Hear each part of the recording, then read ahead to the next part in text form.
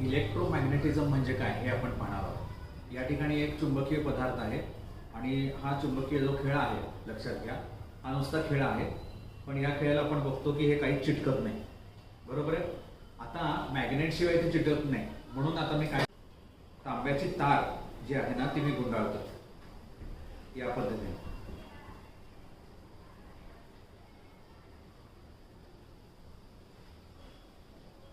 या पद्धतीने ही तांब्याची तार मी याला गुंडाळलेली आहे आणि आता मी काय करतो, याला बॅटरीला लावतो या अशा पद्धतीने।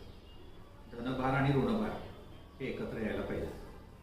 आणि आता मी काय करतोय, हाच खेळा या लोखंडी पदार्थांच्या जवळ नेतोय।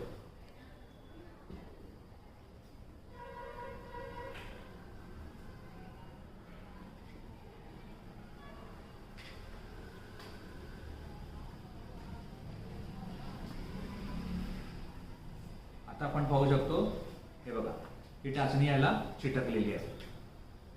त्यानंतर हा जो खेळ आहे, हा खेळा याला चिटकलेला आहे। पूर्वी चिटकत नव्हतं, पण आता चिटकलेलं आहे। का बरं? कारण का ज्यावेळेला आपण विद्युत सोडतो याच्यामध्ये, त्याच्यामध्ये चुंबकत्व निर्माण होतं, मॅग्नेटिझम निर्माण होतं। याला आपण इलेक्ट्रोमॅग्नेटिझम असं म्हणतो। हॅन्स ओरेस्टेड या शास्त्रज्ञांनी याचा शोध लावला। इयत्ता आठवीला हा अभ्यासक्रमामध्ये हा भाग आहे। या ठिकाणी आपण पाहतो, पूर्वी हे चिटकत नव्हतं, आता हे चिटकायला लागलेलं आहे। हे बघा, हा खेळ असा चिटकतो।